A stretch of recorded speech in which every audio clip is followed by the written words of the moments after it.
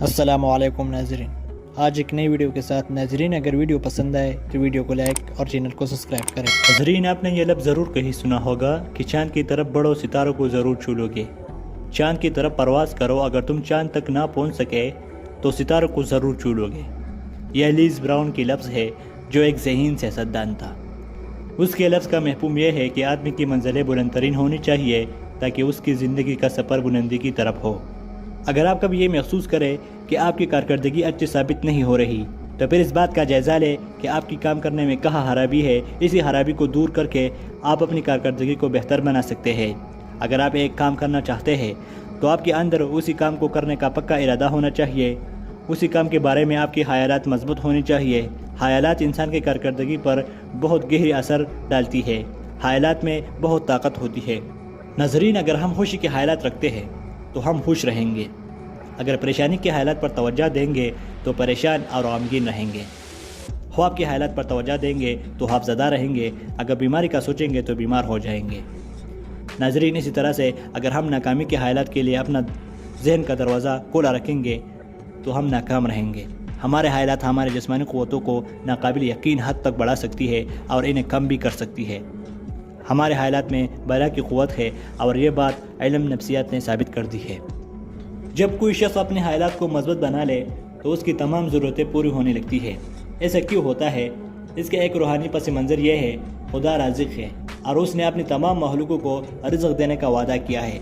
اس لیے جو بھی اس پر ایمان، بھروسہ اور یقین رکھے گا اس کی ہر جائز ضرورت پوری ہوں گی، لیکن اس کے لیے اسے چاہیے کہ مسلسل کوشش کرتا رہے۔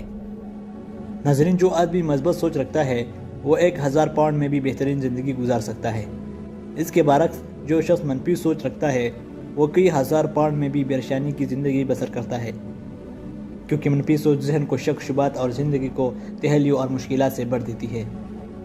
لیکن جو لوگ مثبت سوچ رکھتے ہیں ان میں ایمان، یقین کی ایسی قوت پیدا ہوتی ہے جو ان کو مشکلات اور پریشانیوں سے محفوظ رکھتی ہے۔ اگر ہم اپنی ذہن میں مثبت سوچ پیدا کریں اور مثبت خیالات کو فروغ دیں تو اس کی بہت سے خوشگوار نتائج برآمد ہوں گی۔ ہر صبح اپنی کام کاج پر روانہ ہونے سے پہلے ذہن میں یہ تصور کریں کہ آج کا دن بہت اچھا گزرے گا، حالات میرے حق میں رہیں گے اور میرے لیے ترقی اور آگے بڑھنے کے نئے راستے کھولیں گے۔ ایسا سوچنے سے آپ کے ذہن میں ایمان اور یقین کی برقی روا ابھرے گی اور یہ طاقت اور کرنٹ آپ کی پوری جسم میں پھیل جائے گا۔ آپ میں روحانی طاقت پیدا ہوگی، آپ کی شخصیت خود اعتمادی سے بھر جائے گی، خدا کی رحمت کی بارش آپ پر برسے گی اور پھر آپ کے لیے سب کچھ بہتر ہوتا چلا جائے گا۔ ناظرین اسی طرح سے چارلس پلمر کا کہنا ہے کہ الفاظ میں بہت طاقت ہوتی ہے۔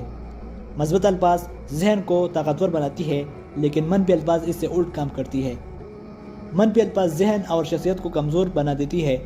اللہ تعالیٰ نے انسان کے ذہن میں یہ صلاحیت رکھی ہے کہ اس میں ہر وقت نئی نئی آئیڈیاز تخلیق ہوتی رہتی ہے۔